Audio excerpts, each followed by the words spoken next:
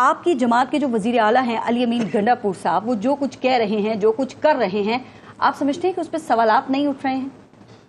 بسم اللہ الرحمن الرحیم، ایاک نعبد و ایاک نستعین۔ دیکھیں پارس اس طرح ہے کہ بہت ساری چیزیں جب آپ لیٹس سے اگر میں نے کسی کو سزا دینی ہے قتل کی، تو میں سب سے پہلے دیکھوں گا کہ اس نے قتل کون سا کیا، کیا یہ سیلف ڈیفنس میں تھا، کیا یہ غلطی سے ہو گیا، یا کیا یہ کولڈ بلڈڈ ویل پلانڈ قتل تھا۔ تینوں کی سزائیں فرق ہے، ٹھیک ہے، اس لحاظ سے کریں گے۔ تو آپ سب سے پہلے دیکھیں یہ جو سارا پروسیس ہوا ہے اس کے پیچھے کس طریقے سے زیادتی ہوئی، کیا ہوا ہے، اس کے کیا ریئیکشنز ہیں، وہ چیزیں اپنی جگہ پر ایک ہے۔ جس میں آپ نے کہا بھی ہے کہ زیادتی ہوئی ہے، میں تو سمجھتا ہوں بہت زیادتی ہوئی ہے۔ زیادتی is a very short very small word. Khyber Pakhtunkhwa کے وزیر اعلیٰ کیا کر رہے ہیں، ان کے انداز پہ، ان کے مطالبات پہ وفاق کو بڑا اعتراض ہے۔ وہ کہتے ہیں مولا جٹ بننے کے چکر میں نا وہ بعض اوقات بڑے نامناسب الفاظ بھی استعمال کر جاتے ہیں۔ دیکھیں میرے خیال میں اس قسم کی چیزیں تو ہم نے وہ بھی دیکھی تھی کہ کوئی وابڈا کے کس جگہ پہ آ کے وہ بیٹھ جاتے تھے چھتری لے کے، اور یہ ساری چیزیں، یہ ساری چیزیں، پنکھا بھی چل رہا ہوتا تو یہ پنکھا چلنے میں اور گریڈ اسٹیشن پہ جا کر اراکین اسمبلی زبردستی وہ بجلی کا بٹن آن کرائیں، فرق نہیں ہے۔ دیکھیں میں یہ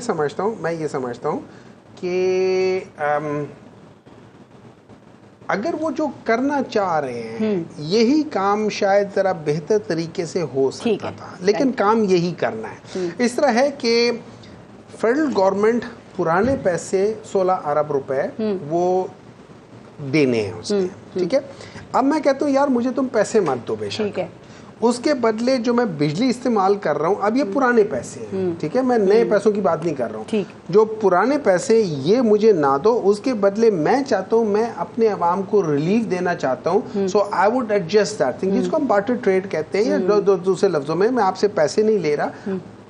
چلے خیبر پختونخوا کا یہ ایشو ہے، اس کو کافی ڈسکس بھی کیا جا رہا ہے، لیکن کل آپ کے جو خیبر پختونخوا کے وزیر اعلیٰ ہیں نا، وہ ایپکس کمیٹی کی میٹنگ میں بھی موجود تھے، اور جب شہباز شریف صاحب تقریر کر رہے تھے وہ خوب سر بھی ہلا رہے تھے۔ اس وقت انہوں نے یہ بات کیوں نہیں کہی جسے آج آپ لوگوں نے اتنا بڑا ایشو بنایا کہ جی یہ جو آپریشن ہے عزم استحکام آپریشن، اس کے حوالے سے پارلیمنٹ میں ڈسکس کرنا چاہیے، اس کو وہاں لے کے جائیں، کیوں نہیں بولے علی امین گنڈاپور صاحب؟ اچھا دیکھیں اس طرح یہ ہے کہ اس ایپکس جو کمیٹی تھی یا جو باڈی تھی، اس میں یہ بیٹھے تھے وہ نہیں کہتے ایز این ایکس آفیشو، جو اپنے being chief minister of Khyber Pakhtunkhwa, ٹھیک ہے، وہ اس لحاظ سے بیٹھے ہوئے تھے۔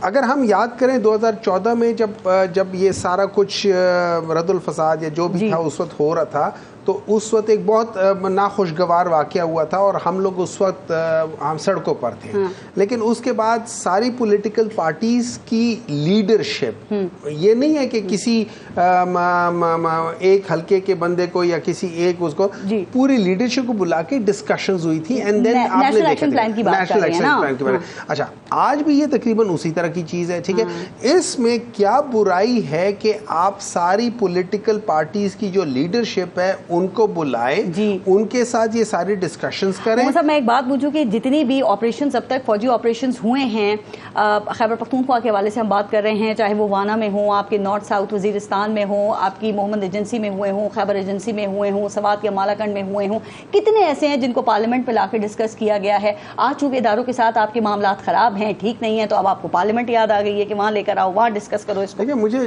جتنا مجھے یاد ہے پچھلا ڈیفینیٹلی ڈسکس ہوا تھا، اس سے پہلے والا جو تھا میرے خیال میں وہ بھی ڈسکس ہوا تھا، ڈسکس تو ہوتے ہی ہے۔ ضرب ہوا تھا، ڈسکس ہوا تھا آپ یہ صاحب؟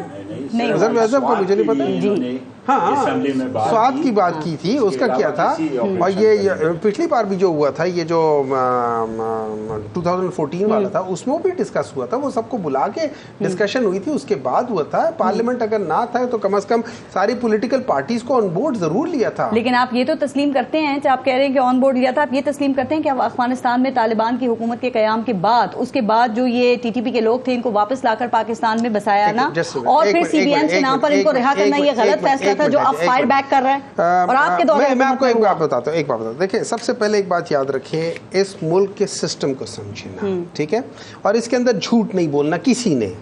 وہ یہ ہے کہ اگر اس قسم کو کوئی ڈیسیجن ہوگا تو آپ کی آرم فورسز جب تک آن بورڈ نہیں ہوگی یہ ڈیسیجنز ہو نہیں سکتے، ایگریڈ، ٹھیک ہے۔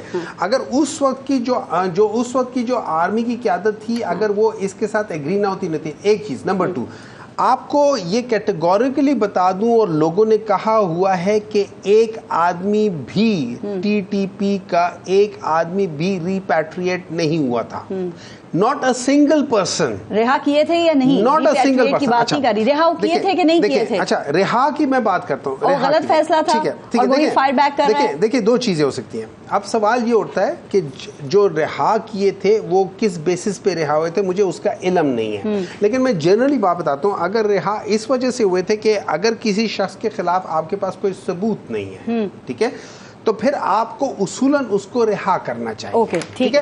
اگر اس کے خلاف ثبوت ہیں اور آپ اس کے باوجود اس کو رہا کرتے، آئی ٹوٹلی ایگری، وہ مسٹیک ہے. اگر کوئی آدمی اس چیز میں شامل ہے جنرلی دیکھیں، اگر اپنا ٹرائل نہیں بھی کرنا، آپ کے پاس ثبوت ہونے چاہیے جو آپ کہیں کہ یار یہ ثبوت ہے، تم ٹرائل کو چھوڑو، یہ ثبوت ہے، تو آپ بعض چیزوں کو کر سکتے ہو. لیکن جب آپ کے پاس ثبوت نہ ہو اور آپ پھر کسی بندے کو اس لحاظ سے نہیں کر سکتے، کیونکہ دیکھیں ایک بات یاد رکھیں، ان چیزوں کے بیسس پہ ہم بہت دفعہ ایسا ہوا ہے، جیسے یہ جب آپ اپنی پالیسی کو جسٹیفائی کریں